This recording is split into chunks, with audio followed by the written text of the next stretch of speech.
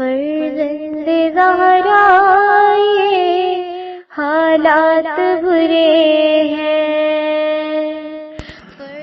کاشانۂ بصیرت ایک ایسا مکمل یوٹیوب چینل جس پر محروم بصارت کے لیے بالخصوص اور تمام افراد کے لیے بالعموم سینکڑوں کی تعداد میں اسلامی کتب دستیاب ہیں۔ لہذا گزارش ہے کہ آپ اپنی ذمہ داری نبھاتے ہوئے کاشانۂ بصیرت کو سبسکرائب کرنے کے ساتھ ساتھ بیل آئیکن کو پریس کیجیے تاکہ آپ علم کے حصول کے ساتھ ساتھ مذہب اہل بیت کی اشاعت میں بھی اہم کردار ادا کرتے رہیں۔ کاشانۂ بصیرت، کاشانۂ بصیرت، کاشانۂ بصیرت۔ فرزند زہرا یہ حالات برے ہیں۔ السلام علیکم ورحمۃ اللہ وبرکاتہ۔ سامعین، آپ سماعت فرما رہے ہیں سورہ کوثر کی تقابلی تفسیر۔ مؤلف ہیں حجت الاسلام ڈاکٹر علامہ محمد یعقوب بشوی، مترجم ہیں حجت الاسلام ڈاکٹر محمود ساجدی۔ آج ہم آپ کے سامنے اس کی تیسری ریکارڈنگ پیش کر رہے ہیں، صفحہ نمبر 50۔ عنوان ہے سبب نزول کے متعدد ہونے کی علت۔ ایک خاص موضوع کی اہمیت کی خاطر بسا اوقات ایک آیت یا ایک سورہ کا 2 بار نازل ہونا ممکن ہے، اور یہ بھی ممکن ہے کہ بسا اوقات مختلف موارد میں سبب کے مشابہ ہونے کی وجہ سے ایک آیت یا سورہ کے سبب میں متعدد ہوں اور نزول بھی، لیکن نازل واحد ہو۔ سورہ حمد کے بارے میں نقل ہوا ہے کہ یہ سورہ 2 مرتبہ نازل ہوا ہے، ایک بار مکہ میں نازل ہوا، دوسری بار مدینے میں، یعنی نازل ایک ہے لیکن نزول 2 ہیں۔ فریقین کے بعض روایات میں سورہ کوثر، سورہ قدر، سورہ شورى کی 3 آیات اور سورہ اسراء کی 1 آیت کے لیے ایک ہی سبب نزول ذکر کیا ہے، اور اسی طرح بعض دوسری روایات میں 2 سبب نزول بیان ہوئے ہیں۔ بسا اوقات موضوع اس قدر اہمیت کا حامل ہے کہ ایک آیت یا سورت 2 بار نازل ہوئی ہے۔ سبب نزول کے متعدد ہونے کی وجہ یہ بھی ہے کہ کوئی یہ نہ سمجھ لے کہ آیت سبب نزول میں محدود ہو گئی، بلکہ یہ آیت مشابہ موارد میں قیامت تک کے لیے جاری و ساری ہے، اور اس کا حکم ہر دور کے لیے ہے اور ہر انسان کے لیے ہے۔ سورہ کوثر کے بارے میں بھی اس طرح کی حکمت بیان ہوئی ہے۔ اگر یہ سورہ ایک مرتبہ عاص بن وائل اور اس کے ہم خیال افراد کے بارے میں نازل ہوا ہے، تو دوبارہ یہی سورہ پیغمبر اکرم صلی اللہ علیہ وآلہ وسلم کے خواب دیکھنے کے بارے میں نازل ہوا ہے۔ در حقیقت ان 2 واقعات میں بعض مشابہات ہیں۔ ہر 2 سبب نزول رسالت اور دین کے ساتھ دشمنی کرنے والوں کے بارے میں ہے، اور یہ سورہ اسی کے بارے میں نازل ہوا ہے، اور ایک مضبوط احتمال یہ ہے کہ سورہ کوثر عاص بن وائل اور اس کے ہم فکر افراد اور اسی طرح پیغمبر اکرم صلی اللہ علیہ وآلہ وسلم کے خواب دیکھنے کے بارے میں نازل ہوا ہے۔ یہ احتمال بہت ہی زبردست، مضبوط اور ٹھوس ہے۔ ہر 2 سبب نزول ایک نزول رکھتے ہیں۔ فریقین کی بعض روایات کے مطابق سورہ کا سبب نزول وہی رسول اللہ صلی اللہ علیہ وآلہ وسلم کا خواب دیکھنا ہے، جس خواب میں حضرت صلی اللہ علیہ وآلہ وسلم نے بنو امیہ کو اپنے ممبر پر دیکھا تھا۔ اس طرح کا خواب بنو امیہ کی دین میں بدعتوں اور تبدیلیاں ایجاد کرنے کی نشاندہی کرتا ہے۔ یہی وجہ تھی کہ رسول خدا صلی اللہ علیہ وآلہ وسلم اس خواب کو دیکھنے کے بعد بہت ہی مغموم ہوئے، اور خداوند متعال نے حضرت صلی اللہ علیہ وآلہ وسلم کی تسلی کی خاطر آپ صلی اللہ علیہ وآلہ وسلم کو بشارت دینے کے لیے سورہ کوثر اور سورہ قدر دونوں کو ایک ساتھ نازل کیا۔ سورہ کوثر میں اللہ تعالیٰ نے آل محمد علیہ السلام کے اقتدار کے بارے میں بات کی ہے، اور آل محمد علیہ السلام کا یہ اقتدار کسی خاص زمان اور مکان کے ساتھ مختص نہیں ہے۔ بعض دوسری آیات بھی اس اقتدار کو بیان کرتی ہیں،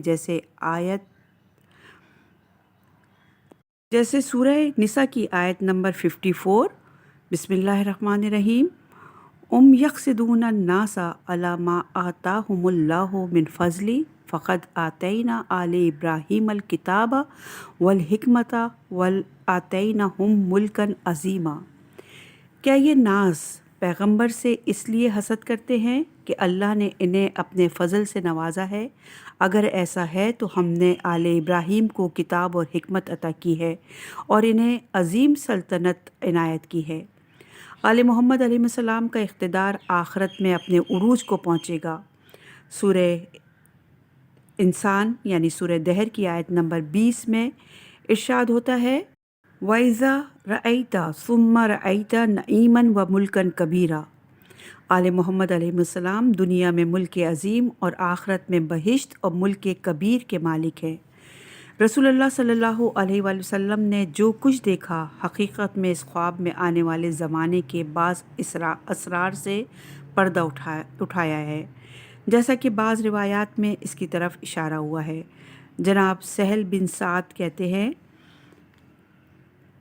یہ خواب ایسا تھا کہ رسول اللہ صلی اللہ علیہ وآلہ وسلم نے بنی امیہ کو بندر کی طرح اپنے ممبر کے اوپر کودتے دیکھا، بس آپ مغموم ہو گئے اور اس وقت سے لے کر مرتے دم تک نہیں ہنسے، اور اللہ تعالیٰ نے اسی وجہ سے آیت کو نازل کیا اور یہ خبر دی کہ یہ ان کی بادشاہت ہے اور ان کی حکومت لوگوں کے لیے فتنہ اور امتحان کا سبب ہے۔ اور یہ روایت ہے قرطبی میں۔ بعض کتب میں جناب سعد کی اس روایت میں تحریف ہوئی ہے اور بنی امیہ کی جگہ بنی فلاں ذکر ہوا ہے، جیسا کہ جناب سیوطی نے نقل کیا ہے کہ جناب سہل بن سعد سے روایت ہے کہ رسول اللہ صلی اللہ علیہ وآلہ وسلم نے فلاں کے بیٹوں کو دیکھا کہ وہ آپ کے ممبر پر بندر کے کودنے کی طرح کود رہے ہیں۔ آپ نے اس کو برا جانا اور مرتے دم تک کبھی نہیں ہنسے، اور اللہ تعالیٰ نے اسی وجہ سے یہ آیت وَمَا جَعَلْنَا رُؤْيَا الَّتِي أَرَيْنَاكَ إِلَّا فِتْنَةِ النَّاسِ نازل کی۔ اس کے بعد جناب سیوطی نے کچھ روایات کو بغیر کسی تحریف کے اہل سنت معتبر علماء سے نقل کیا ہے۔ قرآن میں شجرہ ملعونہ سے مراد بنو امیہ ہے۔ اس موضوع کی اہمیت کے پیش نظر بعض روایات کے متن کو ذکر کرتے ہیں۔ جناب ابن عمر کا کہنا ہے کہ نبی کریم صلی اللہ علیہ وآلہ وسلم نے فرمایا میں نے حکم بن عاص کے بیٹوں کو ممبروں پر بندروں کی طرح اچھلتے دیکھا، اور اللہ تعالیٰ نے اس بارے میں یہ آیت نازل فرمائی ہے، اور اس آیت سے مراد حکم اور اس کے بیٹے ہیں۔ یہ علی بن مرہ کہتا ہے کہ رسول اللہ صلی اللہ علیہ وآلہ وسلم نے فرمایا کہ میں نے بنو امیہ کو زمین کے ممبروں پر دیکھا ہے، اور عنقریب وہ تمہارے مالک ہوں گے اور تم ان کو ارباب سو پاؤ گے۔ اور اس خواب کو دیکھنے کے بعد رسول اللہ صلی اللہ علیہ وآلہ وسلم غمگین ہوئے تو اللہ تعالیٰ نے یہ آیت نازل فرمائی جو ابھی ہم نے دوبارہ پڑھی تھی، وَمَا جَعَلْنَا رُؤْيَا الَّتِي أَرَيْنَاكَ إِلَّا فِتْنَةِ النَّاسِ۔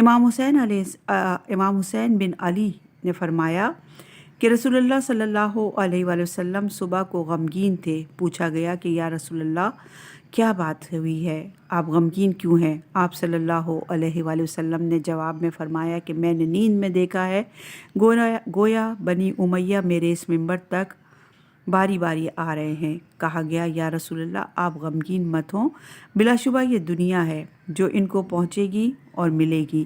پس اللہ تعالیٰ نے آیت نازل کی جو ہم نے ابھی بھی بیان کی ہے۔ جناب سعد بن مسیب سے بھی روایت نقل ہوئی ہے کہ اس نے کہا کہ رسول اللہ صلی اللہ علیہ وآلہ وسلم نے خواب میں بنو امیہ کو ممبروں پر دیکھا تو آپ کو اس پر بہت پریشانی ہوئی۔ اللہ تعالیٰ نے آپ کی طرف وحی فرمائی کہ بلا شبہ وہ دنیا ہے جو میں انہیں عطا کروں گا، اور اللہ تعالیٰ کے اس قول سے آپ کی آنکھوں کو ٹھنڈک مل گئی اور یہ آیت نازل ہوئی، یعنی بنی امیہ کی حکومت یہ لوگوں کے لیے آزمائش ہے۔ جناب عائشہ سے بھی روایت ہے کہ آپ نے مروان بن حکم کو دیکھ کر کہا کہ میں نے رسول اللہ صلی اللہ علیہ وآلہ وسلم کو تیرے باپ اور تیرے دادا کو یہ کہتے ہوئے سنا کہ قرآن میں شجرہ ملعونہ تم ہو۔ ایک اور اہل سنت مفسر جناب سور آبادی پیغمبر اکرم صلی اللہ علیہ وآلہ وسلم کے خواب کے بارے میں اس طرح لکھتا ہے کہ وہ خواب یہ تھا کہ پیغمبر اکرم صلی اللہ علیہ وآلہ وسلم نے ایک رات خواب میں دیکھا کہ بنو امیہ کے کچھ لوگ خنازیر اور بندروں کی شکل میں ایک کے بعد ایک دوسرے ممبر پر آتے گئے۔ مروان بن حکم کو اس کے بارے میں پتہ چلا تو اس نے جا کر بنو امیہ کو خبر دی کہ پیغمبر نے اس طرح کا خواب دیکھا ہے، اور اس کی تعبیر یہ کی ہے کہ بنو امیہ خلافت کو اپنے ہاتھوں میں لے لے گی اور یکے بعد دیگرے خلافت پر فائز ہوں گے۔ بنو امیہ نے اس پر خوشی کا اظہار کیا اور بنو ہاشم پر ظلم و ستم کیے۔ رسول خدا صلی اللہ علیہ وآلہ وسلم اس پر غضبناک ہوئے اور مروان کو مدینے سے باہر نکال دیا۔ اور یہ روایت ہے ابو بکر عتیق سوری آبادی اور تفسیر سوری آبادی جلد نمبر 2 صفحہ نمبر 1381۔ تاریخی لحاظ سے بھی پیغمبر اکرم صلی اللہ علیہ وآلہ وسلم کی نسل ہمیشہ سے ظالم حکمرانوں کے خلاف جنگ کرتی چلی آ رہی ہے۔ البتہ اس نظریے کو قبول کرنے میں کوئی اشکال نہیں کہ دنیا میں کوثر کا مصادق حضرت بی بی زہرا سلام اللہ علیہا اور ان کے 11 معصوم بیٹے، اور آخرت میں کوثر سے مراد نہر یا حوض ہے۔ اس صورت میں ان دو میں سے ایک مصادق کو الکوثر کی تفسیر اور دوسرے مصادق کو اس کی تعویل شمار کیا جا سکتا ہے، یا ایک مصادق دنیاوی اور دوسرا مصادق اخروی ہو، ایک ظاہر کی نشاندہی کر رہا ہو اور دوسرا باطن کی۔ بعض تفاسیر میں نقل ہوا ہے کہ دوسرے تمام چشمے جیسے عین، لین، شراب اور شہد کا چشمہ سب کے سب کوثر تک پہنچتے ہیں، اور کوثر پیغمبر اکرم صلی اللہ علیہ وآلہ وسلم کا حوض ہے جو اس وقت جنت میں موجود ہے، اور قیامت کے دن اسے محشر میں لایا جائے گا اور پھر اسے دوبارہ جنت میں لے جایا جائے گا۔ ان تمام روایات کا خلاصہ یہ ہے کہ خداوند عالم نے بنو امیہ کو بندروں کی شکل میں رسول خدا صلی اللہ علیہ وآلہ وسلم کو دکھلایا، جو حضرت صلی اللہ علیہ وآلہ وسلم کے ممبر پر اچھل اور کود کر رہے تھے۔ یہ خواب اتنا زیادہ سنگین تھا جسے دیکھنے کے بعد پیغمبر اکرم صلی اللہ علیہ وآلہ وسلم کو دوبارہ کسی نے ہنستے بولتے نہیں دیکھا، اور یہ روایت بھی ابو بکر عتیق سرور آبادی میں موجود ہے۔ بلکہ آپ صلی اللہ علیہ وآلہ وسلم ہمیشہ مغموم اور پریشان رہے، اور خداوند متعال نے پیغمبر میں اسے شجرہ ملونہ سے تعبیر کیا ہے۔ اس مطلب سے معلوم ہوتا ہے کہ یہ شجرہ ملونہ اور اس کے منحوس آثار امت اسلامی پر باقی رہیں گے، کیونکہ روایتوں میں شجرے کی تعبیر آئی ہے، اور شجرہ خشک لکڑی کو نہیں کہتے بلکہ اسے درخت کو کہا جاتا ہے۔ ایسے درخت کو کہا جاتا ہے جس کے اچھے یا برے آثار باقی اور جاری و ساری رہیں۔ اسی طرح اس کے لیے تنے، شاخیں، پھل، سایہ، پتے اور جڑیں قابل تصور ہوں۔ قرآن کریم نے شجرہ ملونہ کے بارے میں بات کی ہے اور معاشرے کو اس کی تلخ اور جان لیوا پھل سے ڈرایا ہے، یعنی اس کے برے اثرات سے۔ اسی طرح شجرہ طیبہ اور اس کے ثمرات کے بارے میں بھی قرآن نے بیان کیا ہے۔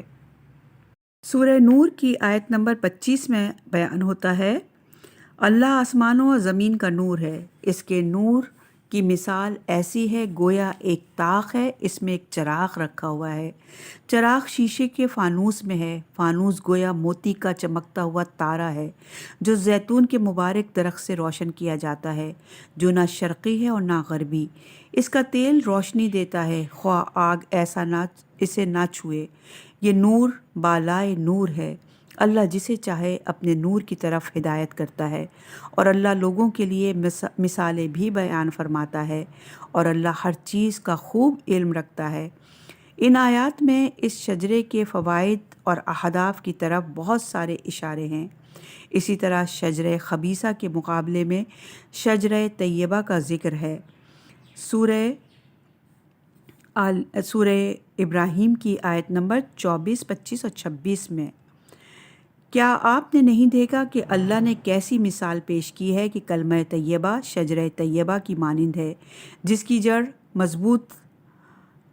مضبوط گڑی ہوئی ہے اور اس کی شاخیں آسمانوں تک پہنچی ہوئی ہیں۔ وہ اپنے رب کے حکم سے ہر وقت پھل دے رہا ہے، اور اللہ لوگوں کے لیے مثالیں اس لیے دیتا ہے تاکہ لوگ نصیحت حاصل کریں۔ اور کلمہ خبیثہ کی مثال اس شجرہ خبیثہ کی سی ہے جو زمین کی سطح سے اکھاڑ پھینک گیا ہو اور اس کے لیے کوئی ثبات نہ ہو۔ حقیقت میں ایک اصل اور نفرین شدہ جڑ کی عکاسی کر رہا ہے۔ اسی طرح یہ بھی ممکن ہے کہ شجرہ ملونہ جو ہے وہ لفظ شجرہ حقیقت میں ایک اصل اور نفرین شدہ جڑ کی عکاسی کر رہا ہے۔ اسی طرح یہ بھی ممکن ہے کہ شجرہ نسب کے معنی میں ہو، جیسا انساب اور نسب شناسی کے منابع میں شجرہ نسب کے معنی میں آیا ہے، اور یہ روایت سحاری النساب جلد نمبر 1 صفحہ نمبر 117 پر۔ اس کی مثال پیغمبر اکرم صلی اللہ علیہ وآلہ وسلم اور حضرت ابراہیم علیہ السلام کے بارے میں بعض روایت میں ہے کہ جن میں فَأَكَلَاهُمَا مِن شَجْرَةٍ مُبَارَكَةٍ طَاهِرَةٍ واحدہ کی عبارت ہے، جو شجرہ نسب کی طرف اشارہ ہے۔ ان دونوں کا شجرہ نسب مبارک، پاکیزہ اور ایک ہی نسب سے ہے، اور یہ روایت جو ہے حسین بن حیدر الہاشمی الحسینی جمہرۃ الانساب امہات النبی صلی اللہ علیہ وآلہ وسلم جلد نمبر 1 صفحہ نمبر 14 پر موجود ہے۔ اسی طرح شجرہ خبیثہ یعنی نسب کی خرابی پر دلالت کرتا ہے اور آلودہ نسل کی طرف اشارہ ہے۔ اس حقیقت پر تاریخی شواہد بھی دلالت کرتے ہیں، جیسے نقل ہوا ہے کہ جب معاویہ نے حضرت علی علیہ السلام سے کہا ہم دونوں کا نسب ایک ہے، تو امیر المومنین علیہ السلام نے اس کے جواب میں فرمایا تمہارا یہ کہنا کہ ہم عبد مناف کے بیٹے ہیں ایسا ہی ہے، لیکن امیہ ہاشم کی طرح نہیں، اور نہ ہی حرب عبد المطلب جیسا ہے، اور نہ ہم ابو سفیان اور ابو طالب کے برابر ہیں، ابو طالب کے برابر ہیں۔ اس آیت میں بہت سے اہم نکات دیکھنے کو ملتے ہیں جو سورہ کوثر کی تفسیر میں بہت مؤثر ہیں، اور یہ نکات مزید تحقیق طلب ہیں، کیونکہ فرقین کی بعض روایات میں 2 صورتوں یعنی کوثر اور قدر اور سورہ شورى کی 3 آیات کے نزول کی علت یہی پیغمبر صلی اللہ علیہ وآلہ وسلم کا خواب بیان ہوئی ہے۔ اس آیت میں بھی اسی خواب کے بارے میں بات کی گئی ہے، اور یہ سورہ اسراء کی آیت نمبر 60 ہے کہ اے رسول وہ وقت یاد کریں جب ہم نے آپ سے کہا تھا کہ آپ کے رب نے لوگوں کو گھیر رکھا ہے، اور جو خواب ہم نے آپ کو دکھلایا ہے وہ شجرہ جسے قرآن میں ملعون ٹھہرایا گیا ہے، اسے ہم نے صرف لوگوں کی آزمائش قرار دیا، اور ہم انہیں ڈراتے ہیں، مگر یہ تو ان کی بڑی سرکشی میں اضافے کا سبب بنتا جاتا ہے۔ اس آیت کے مخاطب خود پیغمبر گرامی صلی اللہ علیہ وآلہ وسلم ہے، اور اس میں 3 مرتبہ کاف خطاب سے استفادہ کیا گیا ہے، یعنی لگا ربکا ارینکا، یعنی ہم نے بغیر کسی واسطے کے براہ راست تجھے کہا ہے، اور خداوند متعال کے اس اہتمام سے اس واقعے کی اہمیت کا اندازہ ہوتا ہے کہ آیت کے اگلے حصے میں ایک تضمین اور بشارت کو بیان کیا گیا ہے کہ اِنَّ رَبَّكَ أَحَاطَ بِالنَّاسِ۔ یہاں پر خداوند متعال نے کلمہ الناس کو استعمال کیا ہے، یہ خدا کی قدرت سے فرار نہیں کر سکتے۔ یہ حضرات خدا کی قدرت سے باہر نہیں ہیں، بلکہ خدا انہیں ان کے منطقی انجام تک پہنچائے گا۔ آیت کے حصے میں پیغمبر اسلام صلی اللہ علیہ وآلہ وسلم کی دلجوئی اور رسالت کے دشمنوں سے انتقام کی بشارت کی طرف اشارہ کیا گیا ہے، اور اللہ تعالیٰ نے چند دنوں کی مہلت ان کو دی ہے۔ اس مہلت کی طرف بھی اشارہ اس آیت میں موجود ہے۔ البتہ قرآن کریم میں لفظ ناس کئی معنی میں استعمال ہوا ہے۔ مورد نظر معنی کو حاصل کرنے کے لیے فقط لغت سے استفادہ نہیں کیا جا سکتا۔ اس طرح کے موارد میں محقق کو چاہیے کہ لغت کے علاوہ تفسیر قرآن با قرآن اور تفسیر روانی سے استفادہ کرے۔ ظاہراً لفظ ناس کے معنی سمجھنے کے لیے قرآن کریم کی بعض دوسری آیات میں تدبر کرنا ضروری ہے۔ قرآن کریم میں لفظ ناس عام لوگوں کے معنی میں استعمال ہوا ہے، جو اس کا عمومی معنی ہے، لیکن اس عام معنی کے ساتھ اس کے 2 خاص معنی بھی ہیں۔ اس لفظ کا اطلاق ہوتا ہے ان میں سے ایک گروہ منافقین کا ہے، جبکہ دوسرا گروہ پیغمبر اکرم صلی اللہ علیہ وآلہ وسلم اور ان کی اہل بیت علیہم السلام ہے۔ ان دونوں کے لیے بھی لفظ الناس استعمال ہوا ہے، جیسے سورہ بقرہ میں اس طرح آیا ہے وَمِنَ النَّاسِ مَن يَقُولُ آمَنَّا بِاللَّهِ وَبِالْيَوْمِ الْآخِرِ وَمَا هُمْ بِمُؤْمِنُونَ۔ لوگوں میں سے کچھ ایسے بھی ہیں جو کہتے ہیں ہم اللہ اور روز آخرت پر ایمان لے آئے، حالانکہ وہ ایمان لانے والے نہیں ہیں۔ اس سورہ بقرہ کی آیت نمبر 8 ہے۔ اس آیت میں ناس سے مراد منافقین ہیں، اور جناب فخر رازی نے اس کو مفسرین کے درمیان ایک اجماعی مسئلہ قرار دیا ہے جس میں کسی قسم کا کوئی اختلاف نہیں ہے، اور یہ روایت ہے مفاتیح الغیب جلد نمبر 2 صفحہ نمبر 299 پر۔ آیت ام یحاسدون الناس کی تفسیر میں علامہ طباطبائی کہتے ہیں کہ اس آیت میں کلمہ ناس سے مراد عموم مومنین نہیں ہیں، بلکہ اس سے مراد رسول خدا صلی اللہ علیہ وآلہ وسلم ہیں جو آل ابراہیم سے ہیں، لہٰذا یہاں پر اس کلمے سے مراد خود پیغمبر اکرم صلی اللہ علیہ وآلہ وسلم کی ذات ہے، اور یہ روایت ہے المیزان جلد نمبر 4 صفحہ نمبر 599 پر۔ اہل سنت کے معروف مفسر جناب ابن جریر طبری لکھتے ہیں کہ ان اکرمۃ فی قولہ ام یحسدون الناس علی ما آتاہم اللہ من فضلی قال الناس فی ھذا الموضع النبی صلی اللہ علیہ وآلہ وسلم۔ اس مقام پر کلمہ ناس سے مراد خود پیغمبر اکرم صلی اللہ علیہ وآلہ وسلم کی ذات ہے، اور یہ ہے جامع البیان فی تفسیر القرآن جلد نمبر 5 صفحہ نمبر 87 پر۔ جناب طبری نے اس تعبیر کی نسبت جناب ابن عباس اور جناب قتادہ کی طرف بھی دی ہے، اور یہ روایت الجامع الاحکام القرآن جلد نمبر 5 صفحہ نمبر 251 پر ہے۔ اسی طرح اس آیت وَمِنَ النَّاسِ مَن یشری نفسہ ابتغاء مرضات اللہ میں من ناس سے مراد امیر المومنین علیہ السلام ہیں، اور آپ کی ذات پر اس مصادق کا انتخاب ہوا ہے، اور یہ روایت احمد سبلی الکشاف والبیان عن تفسیر القرآن جلد نمبر 2 صفحہ نمبر 126 پر ہے۔ امام حسین علیہ السلام سے ایک روایت میں نقل ہوا کہ ایک شخص امیر المومنین علی ابن ابی طالب علیہ السلام کے پاس آیا اور کہا اگر آپ جانتے ہیں تو مجھے ناس، اشباہ ناس اور نن ناس کے معنی سے آگاہ کریں۔ حضرت امیر المومنین علیہ السلام نے امام حسین علیہ السلام سے فرمایا اس مرد کو جواب دو۔ امام حسین علیہ السلام نے فرمایا تو نے ناس کے بارے میں سوال کیا، ناس سے مراد ہم ہیں، اشبہ ناس سے مراد ہمارے دوست اور شیعہ ہیں اور وہ ہم میں سے ہیں، اور نن ناس سے مراد سواد اعظم افراد ہیں۔ پھر امام نے اپنے ہاتھ کے ذریعے لوگوں کی ایک جماعت کی طرف اشارہ کیا اور فرمایا یہ 4 پانیوں کے علاوہ کچھ بھی نہیں بلکہ ان سے بھی زیادہ گمراہ ہیں۔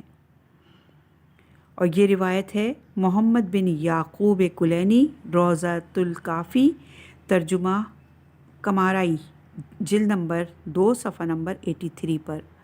پس معلوم ہوا کہ آیت ان ربک احاط بالناس من الناس سے مراد منافقین ہیں، کیونکہ منافقین سے ڈرنا چاہیے، لہٰذا اس کے بعد خواب کے بارے میں بات کی گئی ہے۔ خداوند متعال نے اپنے پیغمبر کو شجرہ ملونہ خواب میں دکھایا۔ خداوند متعال نے کیوں کر اپنے پیغمبر کو شجرہ ملونہ دکھایا؟ کیونکہ شجرہ ملونہ امت کے لیے آزمائش کا موجب ہے۔ تفسیر نمونہ میں اس طرح نقل ہوا ہے کہ بعض شیعہ اور سنی مفسرین نے نقل کیا ہے کہ یہ خواب ایک معروف واقعے کی نشاندہی کرتا ہے جو خواب میں پیغمبر اسلام صلی اللہ علیہ وآلہ وسلم نے دیکھا تھا۔ کچھ بندر ممبر پر چڑھ رہے ہیں اور نیچے اتر رہے ہیں۔ پیغمبر اسلام صلی اللہ علیہ وآلہ وسلم اس حالت پر بہت غمگین ہوئے، یہاں تک کہ اس کے بعد بہت کم ہنستے تھے۔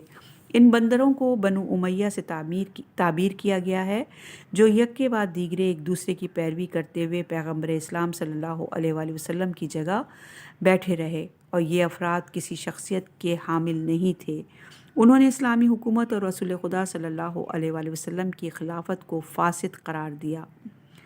البتہ ممکن ہے قرآن کریم میں شجر ملونہ منافقین اور خدا کی بارگاہ سے نکالے گئے خبیث افراد کی طرف اشارہ ہو، بالخصوص بنو امیہ، یہود، سنگ دل، ہٹ درم اور تمام ایسے افراد جو ان کی پیروی کرتے ہیں۔ اسی طرح شجر زقوم قیامت میں ان شجرات خبیثہ کا تجسم ہے۔ یہ تمام شجرات خبیثہ اس دنیا میں سچے مومنین کی آزمائش اور امتحان کے موجب ہیں، اور یہ روایت ہے برگزیدہ تفسیر نمونہ جلد نمبر 2 صفحہ نمبر 651 پر۔ علامہ طباطبائی اس آیت میں ناس سے مراد منافقین لیتے ہیں اور لکھتے ہیں، خداوند متعال نے اپنے رسول کو خواب میں شجرہ ملونہ دکھایا اور پھر قرآن میں بیان کیا ہے کہ ہم نے تمہیں شجرہ ملونہ دکھایا اور اسلام میں اس کا کچھ کردار بھی دکھایا، یہ اسلام میں فتنہ ہے۔ اور یہ روایت ہے المیزان جلد نمبر 13 صفحہ نمبر 191 پر۔ خداوند متعال نے اپنے رسول کو خواب میں یہ ملعون اور رحمت خدا سے دور شجرہ دکھایا، اور فرقین کی متعدد روایات میں بیان ہوا ہے کہ شجرہ ملعونہ کا مصداق بنو امیہ کے حکام ہیں اور اسلامی معاشرے میں ان کے کردار کو طغیان کبیر کا مصادق قرار دیا ہے۔ اس کے باوجود ہم ہمیشہ سے انہیں نصیحت کرتے آ رہے ہیں، لیکن انہوں نے عبرت حاصل کرنے اور ظلم و ستم سے ہاتھ اٹھانے کے بجائے اپنے طغیان اور ظلم و ستم میں اور اضافہ کر دیا ہے۔ قرآن کریم میں اس طرح کی تعبیر کسی اور جگہ نہیں ہے، حتیٰ فرعون کے بارے میں بھی خداوند متعال نے اس طرح کی تعبیر کو استعمال نہیں کیا، بلکہ فرعون کے تمام مظالم کے باوجود فرمایا، ابراہیم کی آیت نمبر 6 میں، اور یاد کیجئے جب موسیٰ نے اپنی قوم سے کہا، اللہ نے تمہیں جس نعمت سے نوازا ہے اسے یاد کرو، جب اس نے تمہیں فرعونیوں سے نجات بخشی، وہ تمہیں بدترین عذاب دیتے تھے اور تمہارے بیٹوں کو ذبح کرتے تھے اور تمہاری بیٹیوں کو زندہ چھوڑتے تھے، اور اس میں تمہارے رب کی طرف سے بڑا امتحان تھا۔ فرعون کے کردار کو طغیان کہا ہے۔ اذهب الی فرعون انہ طغی، اب آپ فرعون کی طرف جائیں اور سرکش ہو گیا ہے، وہ سرکش ہو گیا ہے۔ اور یہ سورہ ابراہیم کی آیت نمبر 6 ہم نے پہلے بیان کی، اور یہ ہے سورہ طٰہٰ کی آیت نمبر 24۔ سورہ نازعات کی آیت نمبر 17 میں بھی اس حکم کی تکرار ہوئی ہے کہ سورہ طٰہٰ کی آیت نمبر 43 میں بھی فقط واحد کی ضمیر کو تشبیہ میں تبدیل کرنے کے ساتھ اس حکم کی تکرار ہوئی ہے کہ اذهب الی فرعون انہ طغی۔ بہرحال بنو امیہ کا فتنہ فرعون کے فتنے سے قابل قیاس نہیں ہے، کیونکہ فرعون نے موسیٰ علیہ السلام کو قتل نہیں کیا تھا، لیکن بنو امیہ نے پیغمبر اسلام صلی اللہ علیہ وآلہ وسلم کی نسل کو قتل کیا، اور یہاں تک کہ معصومین علیہم السلام جیسا کہ امام علی علیہ السلام، امام حسن علیہ السلام، امام حسین علیہ السلام، امام زین العابدین علیہ السلام، امام باقر علیہ السلام، امام جعفر صادق علیہ السلام کو قتل کیا۔ بنو امیہ کا ستم کربلا میں اپنے عروج پر جا پہنچا۔ تاریخ اس طرح کا ظلم و ستم کبھی نہیں دیکھے گی، جیسا کہ دوسرے سبب نزول میں بنو امیہ کی مذمت میں وارد ہونے والی روایات میں بیان ہو چکا ہے۔ اس طرح کی روایات حقیقت میں معاشرے پر بنو امیہ کے اقتدار کو بیان کر رہی ہیں۔ ان روایات کے مطابق بنو امیہ بندروں کی شکل میں دکھائے گئے ہیں جو دین اور دینی اقتدار کے ساتھ مذاق کر رہے تھے۔ ان کو بندروں کی شکل میں دکھانا در حقیقت ان کے ہاتھوں دین کا مذاق اور اس میں تبدیلی کی نشاندہی کر رہا ہے۔ اسی لیے خداوند متعال نے پیغمبر اکرم صلی اللہ علیہ وآلہ وسلم کی تسلی کے لیے سورہ کوثر کو نازل کیا، اور یہ معاشرے کی رہبریت اور مسلمانوں کے مستقبل کے ساتھ براہ راست مربوط ہے۔ رسول خدا صلی اللہ علیہ وآلہ وسلم کی پریشانی دین کے بارے میں تھی، اور خداوند متعال نے خواب میں بنو امیہ کی حکومت کا اصلی چہرہ اپنے پیغمبر صلی اللہ علیہ وآلہ وسلم کو دکھایا۔ سورہ کوثر کے نازل ہونے کے بعد پیغمبر اسلام صلی اللہ علیہ وآلہ وسلم کی غمگینی، خوشی اور پریشانی اطمینان میں تبدیل ہو گئی، اور انتہائی خوشی کے عالم میں منبر پر گئے اور سورہ کوثر کو لوگوں کے لیے تلاوت کیا۔ اہل سنت کی بعض روایات میں بندروں اور خنزیروں کا ذکر آیا ہے، جیسے کہ سعید بن مسیب نے رسول خدا صلی اللہ علیہ وآلہ وسلم سے نقل کیا ہے کہ حضرت صلی اللہ علیہ وآلہ وسلم نے فرمایا، بنی امیہ کو میں نے بندر اور خنزیروں کی شکل میں میرے ممبر پر چڑھتے ہوئے دیکھا تو یہ مجھ پر گراں گزرا، اس وجہ سے سورہ انا انزلنا نازل ہوئی۔ اور یہ روایت ہے احمد بن علی ابو بکر الخطیب بغدادی تاریخ بغداد جلد نمبر 9 صفحہ نمبر 44 پر، باب سنین میں، باب السنین میں۔ اس قسم کی اور روایات میں بندروں اور خنزیروں کی تعبیر اس بات کی نشاندہی کرتی ہے کہ بنو امیہ الہی اقتدار کے پابند نہیں تھے۔ اس طرح کی روایات میں بنو امیہ کو بندروں اور خنزیروں سے تشبیہ دی گئی ہے۔ اب ہمیں دیکھنا یہ چاہیے کہ اس تشبیہ کی وجہ کیا ہے۔ بندر 3 اہم منفی خصوصیات دھوکہ بازی، مکاری اور فریب میں معروف ہے، اور بعض نے نقل اتارنے کو بندر کی خصوصی وصف قرار دی ہے۔ ان روایت سے یہ بات سامنے آتی ہے کہ بنو امیہ مکاری، فریب، دھوکہ بازی اور نقل اتارنے میں بندروں کے ساتھ مشابہت رکھتے ہیں۔ بنو امیہ نے دین اور دینی اقتدار کا مذاق اڑایا، الہی نمائندوں اور حقیقی دینداروں کو قتل کیا، اور کربلا میں ان کا ظلم و ستم عروج پر پہنچا، جسے آج بھی یاد کر کے تاریخ شرمندہ ہے۔ روایات میں بنو امیہ کے حکام کو خنزیر کہہ کر بھی یاد کیا گیا ہے۔ خنزیر کی 2 خاص صفات ہیں، ایک یہ کہ پاکیزہ اور تازہ غذاؤں سے نفرت کرتا ہے، ہمیشہ بدبودار اور گندی غذا کھاتا ہے۔ 2، اس حیوان کے اندر بے غیرتی حد سے زیادہ پائی جاتی ہے۔ ایک نر اپنی مادہ کے ساتھ جنسی رابطہ برقرار کرنے کے بعد اسے دوسرے خنزیر کے حوالے کر دیتا ہے۔ بعض نے کہا ہے کہ جب تک دوسرا نر اس کے ساتھ جنسی رابطہ برقرار نہ کر لے، پہلے نر اس کے قریب نہیں جاتا۔ خنزیر بے غیرتی اور شہوت میں تمام حیوانات کے درمیان مشہور ہے۔ بنو امیہ بھی دوسروں کی نسبت سب سے زیادہ شہوت کی طرف مائل تھے۔ شہوت فقط جنسی عمل تک محدود نہیں ہے، بلکہ یہ مختلف جہتوں جیسے سیاسی، اقتصادی، اجتماعی اور ثقافتی لحاظ سے بھی قابل بیان ہے۔ شہوت اپنے پیچھے مستی کو لاتی ہے۔ بعض روایات میں مستی کی بعض اقسام کی طرف اشارہ ہوا ہے۔ امیر المومنین حضرت علی علیہ السلام نے ایک روایت میں فرمایا، عاقل انسان کو مال کی مستی، قدرت کی مستی، علم کی مستی، تعریف اور خود ستائی کی مستی اور جوانی کی مستی سے بچے، چونکہ ان میں سے ہر ایک کے لیے خبیث ہو، جو عقل کو نابود اور وقار کو کم اور بے حیثیت کرے۔ انسان جب مال و دولت کا اسیر بنتا ہے اور ثروت کا نشہ اس پر غالب آتا ہے تو اس پر دولت کی مستی چھا جاتی ہے۔ وہ قارون کی طرح اپنی قابلیت کو ثابت کرتا ہے اور خدا کی نفی کر بیٹھتا ہے۔ جب فرعون کو قدرت ملتی ہے تو وہ اتنا مست ہوتا ہے کہ خود خدائی دعوے کو کر بیٹھتا ہے۔ حضرت سلیمان علیہ السلام نے اس عظیم سلطنت اور قدرت کے ملنے پر کہا، ھذا من فضل ربی۔ یہ سورہ نمل کی آیت نمبر 40 تھی۔ کچھ مادی نشے اور مستی ہیں، کچھ معنوی اور احساساتی اور عاطفی۔ دولت مادی مستی ہے، لیکن جوانی احساساتی مستی ہے۔ اسی طرح علم معنوی مستی ہے، تعریف کی مستی معاشرتی اور نفسیاتی مستی ہے۔ شجرہ ملونہ کی جڑ جہنم میں ہے۔ اس شجرے کو بعض تعویلات میں شجرہ زقوم جانا گیا ہے، جو بغیر کسی سطح کے براہ راست شیطان کے ساتھ ارتباط رکھتا ہے۔ قرآن کریم کی 3 صورتوں میں درخت زقوم کا ذکر موجود ہے۔ سورہ صافات کی آیت نمبر 6 میں اس درخت کی ماہیت اور اس کے وجود کے فلسفے کے بارے میں کچھ مطالب بیان ہوئے ہیں۔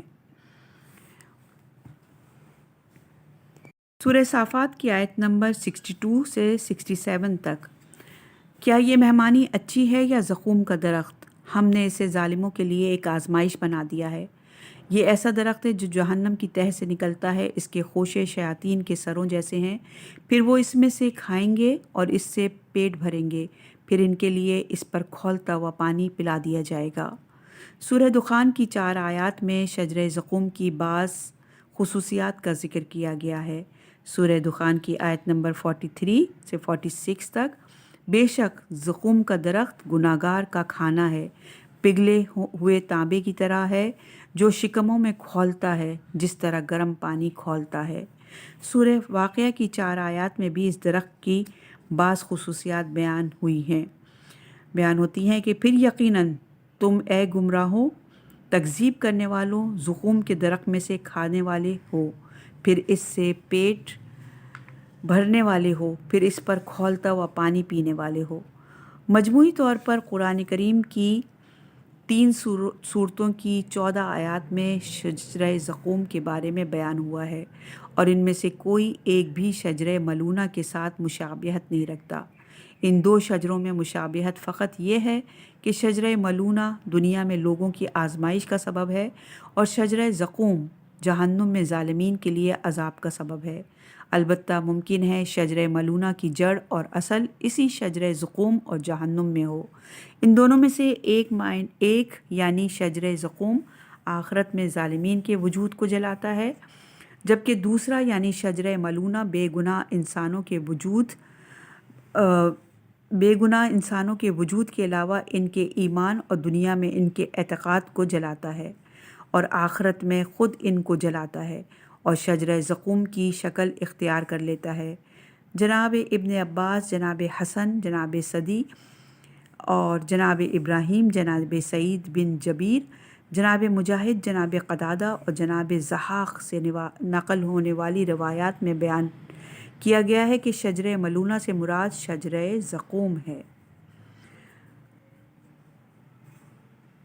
بعض مفسرین نے شجرہ ملونہ کو شجرہ زقوم کی تفسیر اور اس کا ظاہر جانا ہے، اور یہ بات قابل قبول نہیں ہے کیونکہ آیات کے سیاق سے معلوم ہوتا ہے کہ خواب میں پیغمبر اکرم صلی اللہ علیہ وآلہ وسلم کو شجرہ ملونہ دکھایا گیا اور شجرہ زقوم جہنم میں ہے۔ اب دیکھتے ہیں کہ ان دونوں کا پیغمبر صلی اللہ علیہ وآلہ وسلم کے خواب کے ساتھ کیا ربط ہے۔ فرقین کے معتبر روایات میں شجرہ ملونہ وہی بنو امیہ اور ان کے اہم فکر افراد ہیں، اور یہ تعبیر آیات کے سیاق اور سبب نزول کے بارے میں نقل ہونے والی روایات کے ساتھ مکمل طور پر مطابقت رکھتی ہیں، کیونکہ خواب میں شجرہ ملونہ پیغمبر اکرم صلی اللہ علیہ وآلہ وسلم کو دکھایا گیا ہے۔ اس سے مراد یہ ہے کہ پوری تاریخ میں فاسق حکمرانوں کی جانب سے ایجاد کی جانے والی بدعتوں کے بارے میں پیغمبر اکرم صلی اللہ علیہ وآلہ وسلم کو بتایا گیا، اور اسی طرح ان کے قرآن اور اطرت اور امت پر ڈھانے جانے والے مظالم کو مجسم دکھایا گیا۔ اہل سنت کی بہت ساری معتبر اور صحیح روایات کے مطابق شجرہ ملونہ کا حقیقی مصداق بنی امیہ ہیں۔ جناب عائشہ نے مروان بن حکم کو کہا، میں نے رسول خدا صلی اللہ علیہ وآلہ وسلم کو تیرے باپ اور تیرے جد کے بارے میں کہتے ہوئے سنا ہے کہ قرآن میں شجرہ ملونہ تم ہو، یعنی حقیقت میں بنو امیہ کے اقتدار اور پوری تاریخ میں ان کے کارناموں کو آیت نے بیان کیا ہے۔ اس واقعے سے پیغمبر اکرم صلی اللہ علیہ وآلہ وسلم بہت پریشان ہوئے۔ اسی وجہ سے خداوند متعال نے حضرت کو تسلی دینے اور ان کی دلجوئی، تشفی اور بشارت کی خاطر سورہ کوثر نازل فرمایا، اور یہ روایت ہے دار المنصور فی تفسیر الماثور جلد نمبر 4 صفحہ نمبر 191 پر۔ اس سورہ میں کوثر کے ذریعے دین اور آئین اسلام کی بقا اور استمرار کے بارے میں خبریں بیان کی گئی ہیں۔ اس سورہ میں نظام امامت اور 12 اماموں کی امامت جو پیغمبر اکرم صلی اللہ علیہ وآلہ وسلم کے دین کی بقا کو وسیلہ ہیں کے بارے میں خبر دی گئی ہے۔ بنو امیہ کا تسلط دراصل امت اسلامی کی رہبری کی طرف واضح کنائیہ ہے، جو پیغمبر اکرم صلی اللہ علیہ وآلہ وسلم کی وفات کے کچھ عرصے بعد وقوع پذیر ہوا۔ لہٰذا سورہ کوثر میں بھی صالحین کی حکومت کے بارے میں بیان کیا گیا ہے، ورنہ تسلی اور تشفی واقع نہیں ہوگی، کیونکہ سورہ کوثر بنو امیہ کے اقتدار اور ان کی طرف سے دینی اقتدار کو ختم کرنے کی سازش کے مقابلے میں نازل ہوا ہے، اور اگر سورہ کوثر میں ان کے غلط کردار اور مذموم منصوبوں کو نیست و نابود کرنے والی رہبریت کی طرف اشارہ نہ ہو تو یہ ضمانت نہیں ہے۔ جب ضمانت نہیں ہے تو تسلی اور دلجوئی متحقق نہیں ہوگی، کیونکہ دین خود بخود محفوظ نہیں ہو سکتا، بلکہ دین کو بچانے کے لیے محافظ کا ہونا ضروری ہے جو اس کی حفاظت کرے۔ لہٰذا کوثر مصدر امامت یعنی فاطمۃ الزہرا سلام اللہ علیہا اور رسالت کے اہداف کو جاری رکھنے والی ان کی نسل کی طرف اشارہ ہے جو قیامت تک دین کے دشمنوں کو ابتر کریں گے۔ پوری تاریخ میں رسالت کے دشمنوں کے ابتر ہونے کا سلسلہ جاری رہا ہے، چاہے وہ صفین کی جنگ ہو یا جمل نہروان کا مارکہ ہو یا کربلا کی جنگ، یا ثقافتی محاذ اور فکری اور اعتقادی محاذ کی جنگ ہو جیسے انتظار اور ظہور۔ یہ جنگ عصر ظہور تک جاری رہے گی۔ محمدی سوچ اور ابو لہبی سوچ کی جنگ آج بھی جاری ہے۔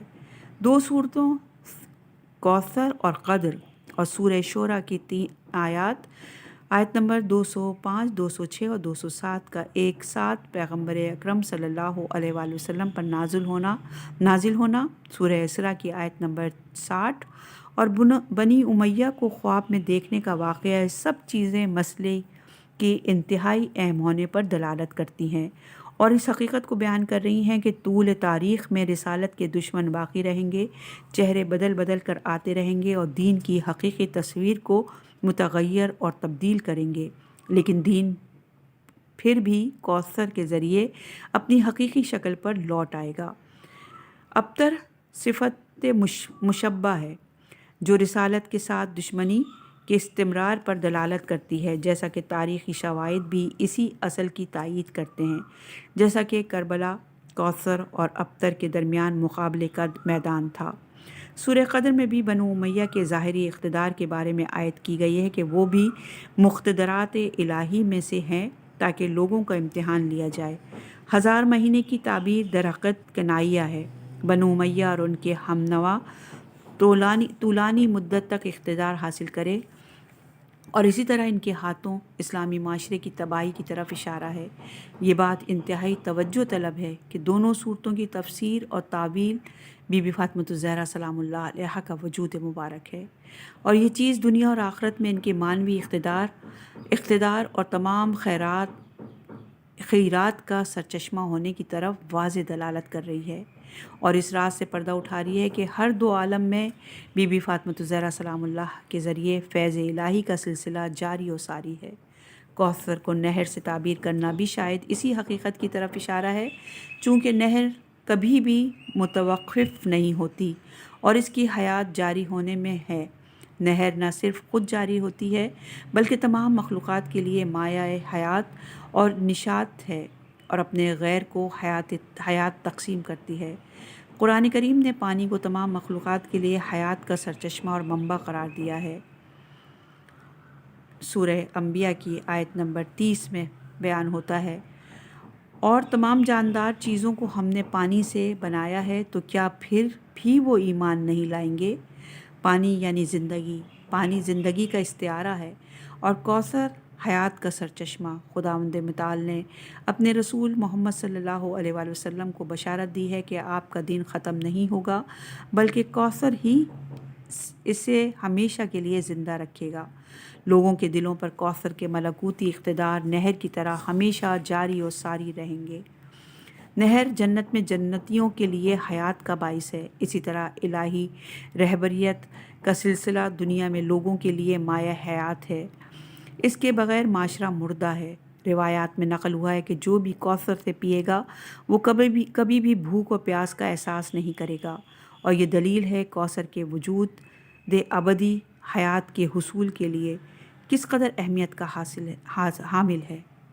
اہل سنت کی کچھ روایات میں یوں آیا ہے کہ جو شخص اس کا ایک گھونٹ پی لے گا اسے پھر کبھی پیاس نہ لگے گی، اور جو شخص اس سے محروم رہ جائے گا وہ کبھی سیراب نہ ہوگا۔ اسی طرح یہ حدیث اس کی اہمیت پر دلالت کرتی ہے، اور یہ حدیث ہے ابن کثیر دمشقی تفسیر القرآن العظیم جلد نمبر 5 صفحہ نمبر 99 پر، اور یہ حدیث دلالت کرتی ہے اس اہمیت پر کہ جس نے اس سے ایک بار پی لیا تو اس کے بعد وہ پیاسا نہیں ہوگا۔ بھوک اور پیاس دو ایسے عوامل ہیں جو زندگی کو کمزور اور نابودی تک لے کر چلے جاتے ہیں، اور یوں ممکن ہے کہ زندگی کا چراغ گل ہو جائے۔ کوثر ان دو عامل یعنی بھوک اور پیاس کو ختم کر دیتی ہے۔ جو شخص ایک بار کوثر سے پیے گا وہ سیراب ہو جائے گا، پھر نہ تو اس کو بھوک لگے گی اور نہ ہی پیاس، بلکہ اس کی زندگی آب کوثر کی طرح رواں دواں رہے گی۔ اہل سنت کی بعض روایات میں کوثر سے متعلق ایک اور شان نزول کی طرف بھی اشارہ کیا گیا ہے۔ اس قسم کی روایات زیادہ تر جناب انس بن مالک سے نقل کی گئی ہیں۔ ان کا کہنا ہے کہ اللہ صلی اللہ علیہ وآلہ وسلم کو ایک مرتبہ اونگ آئی اور پھر مسکراتے ہوئے اپنے سر مبارک کو اٹھایا اور فرمایا، مجھ پر ابھی ابھی ایک سورہ نازل ہوا، اور اس کے بعد آپ صلی اللہ علیہ وآلہ وسلم نے سورہ کوثر پڑھا۔ بسم اللہ الرحمن الرحیم، انا اعطیناک الکوثر، یہاں تک کہ اس سورے کو ختم فرمایا۔ پھر فرمایا، کیا تم جانتے ہو کوثر کیا ہے؟ صحابہ کرام نے عرض کیا، اللہ اور اس کا رسول ہی بہتر جانتا ہے۔ آپ نے فرمایا، وہ ایک نہر ہے جو جنت میں میرے رب نے مجھے عطا فرمائی ہے، اور اس میں خیر کثیر ہے۔ میری امت اس پر آئے گی، قیامت کے دن اس کے برتن ستاروں کی تعداد کے برابر ہیں۔ ایک بندے کو اس میں سے کھینچ کر نکال لیا جائے گا تو میں کہوں گا کہ اے میرے رب، یہ میری امت میں ہے۔ کہا جائے گا، جو کچھ اس نے آپ کے بعد کیا آپ وہ نہیں جانتے۔ اور یہ روایت صحیح مسلم شرح نوری جلد نمبر 4 صفحہ نمبر 112 پر ہے۔ جناب سیوطی نے بھی جناب انس بن مالک سے اس جیسی روایت نقل کی ہے۔ جناب انس بن مالک ایسے واقعے کے بارے میں خبر دے رہا ہے جس میں وہ بذات خود وہاں موجود نہیں تھا، اور سورے کا سبب نزول پیغمبر اکرم صلی اللہ علیہ وآلہ وسلم کا خواب بیان کر رہا ہے، جبکہ یہ سورہ مکی ہے، اور جناب انس بن مالک مدینے میں جناب رسول خدا صلی اللہ علیہ وآلہ وسلم سے ملحق ہوا، اور جب پیغمبر اکرم صلی اللہ علیہ وآلہ وسلم نے مدینے کی طرف ہجرت کی، اس وقت وہ 10 سال کا بچہ تھا۔ وہ سورہ کوثر کے نزول کا گواہ ہی نہیں بن سکتا۔ سبب نزول پر شاہد اور گواہ وہ بن سکتا ہے جو اپنی آنکھوں سے سورہ اترتے دیکھے، ورنہ وہ اس شخص کی روایت کو نقل کرے گا جس نے سورہ اترتے دیکھا ہو۔ اس کے بغیر اگر کوئی اس طرح سبب نزول کو بیان کرے تو اس کی روایت مرسل ہے۔ جب سورہ کوثر نازل ہوا اس وقت جناب انس بن مالک پیدا بھی نہیں ہوا تھا، پس اس نے کس طرح پیغمبر اکرم صلی اللہ علیہ وآلہ وسلم سے سن لیا جبکہ وہ مدینے میں تھا، اور سورہ کوثر مکہ میں نازل ہوا، لہٰذا وہ کس طرح دعویٰ کرتا ہے کہ سورہ کوثر کے نازل ہونے کے بعد رسول خدا صلی اللہ علیہ وآلہ وسلم نے اس کی تفسیر نہر سے کی۔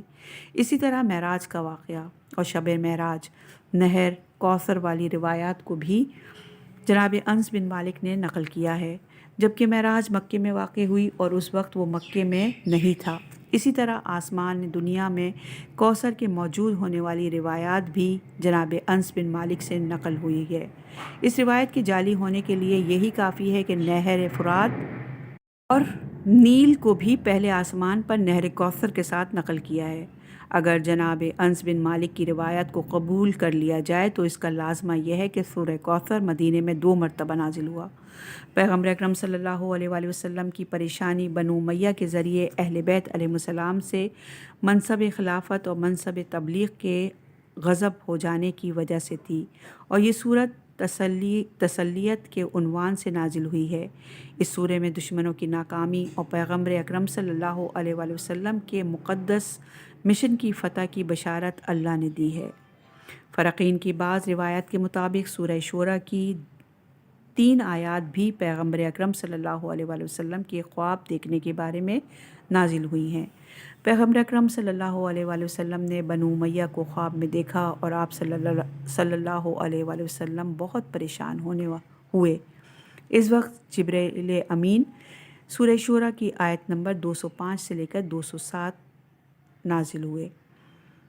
اہل سنت کی معروف مفسر جناب ابن ابی حاتم اس کے بارے میں روایت نقل کرتے ہیں کہ رسول خدا صلی اللہ علیہ وآلہ وسلم کو دکھایا گیا کہ آپ پریشان ہیں، تو صحابہ نے اس بارے میں آپ سے پوچھا تو رسول خدا صلی اللہ علیہ وآلہ وسلم نے فرمایا، ایسا کیوں نہ ہو، جبکہ میں نے اپنے دشمن کو دیکھا، میرے بعد میری امت کی باغ دوڑ میرے دشمنوں کے ہاتھوں میں ہوگی۔ تو اللہ تعالیٰ نے آیات نازل کی جو ہم نے سورہ شورى کی آیت نمبر 205 سے 207 نازل کی۔ جناب سیوطی نے بھی ان روایت کو جناب ابن ابی حاتم سے نقل کیا ہے۔ اس روایت میں جملہ ہے کہ بہت اہم ہے کہ رسول خدا صلی اللہ علیہ وآلہ وسلم واضح طور پر فرماتے ہیں کہ میں پریشان ہوں، چونکہ دیکھ رہا ہوں کہ میرے بعد میرے دشمن میری امت پر حکومت کر رہے ہیں اور ان کی سرپرستی اپنے ہاتھ میں لیں گے۔ اور پھر خداوند متعال نے اپنے پیغمبر صلی اللہ علیہ وآلہ وسلم کی تشفی کے لیے 3 آیات کو بشارت کے عنوان کے طور پر نازل کیا کہ ہم انہیں چند دنوں کی مہلت دیں گے اور پھر اس کے بعد ان سے انتقام لیں گے۔ رسول اکرم صلی اللہ علیہ وآلہ وسلم کے دشمنوں کے اقتدار اور ان کی حکومت کی جانب اشارہ کیا گیا ہے، اور وہ لوگ ظاہری طور پر بعض کامیابیاں حاصل کر لیں گے۔ کلمہ متغانم عام ہے اور ہر قسم کی آسائش من جملہ اقتدار کو شامل ہے۔ یہ لوگ دنیا میں حکومت لینے میں کامیاب ہو جائیں گے۔ اس کے بعد آیت میں اسی گروہ کے سر انجام کی طرف اشارہ کیا گیا ہے۔ روایت یہ ہے کہ اس بات پر دلالت کر رہی ہے کہ جو ان کی آسائش کے زوال کا باعث ہوگا، کہ کون ان کے اقتدار اور آسائش کے زوال کا باعث بنے گا۔ بعض شیعہ روایات میں اس کے مصادق کو امام مہدی علیہ السلام کے خروج سے تعبیر کیا گیا ہے، اور یہ روایت ہے حاشی میں بہرانی البرہان فی تفسیر القرآن جلد نمبر 4 صفحہ نمبر 185 پر، جو عالمی حکومت تشکیل دے کر عالمی عدالت قائم کرنے کا باعث بنیں گے اور طاغوتی نظام حکومت کے خاتمے کا سبب بنیں گے۔ یہ امر پیغمبر اکرم صلی اللہ علیہ وآلہ وسلم کی خوشی کا باعث بنے گا، اسی لیے روایت میں بھی فتابت نفسہ کی تعبیر موجود ہے۔ اللہ تعالیٰ نے اس آیت میں آل محمد علیہ السلام کے اقتدار اور دشمنوں کے زوال اور نابودی کی خوشخبری اور ضمانت دی ہے، کیونکہ رسول خدا صلی اللہ علیہ وآلہ وسلم پریشان تھے۔ تمام دینی اقتدار بنو امیہ کے ذریعے نابود ہو جائیں گے۔ اب خوش ہو گئے کہ میری نسل سے کچھ ایسے افراد آئیں گے جو دین کو دوبارہ زندہ کریں گے اور دینی اقتدار کی پاسداری کریں گے اور دشمنوں کے تمام منصوبے خاک میں ملا دیں گے۔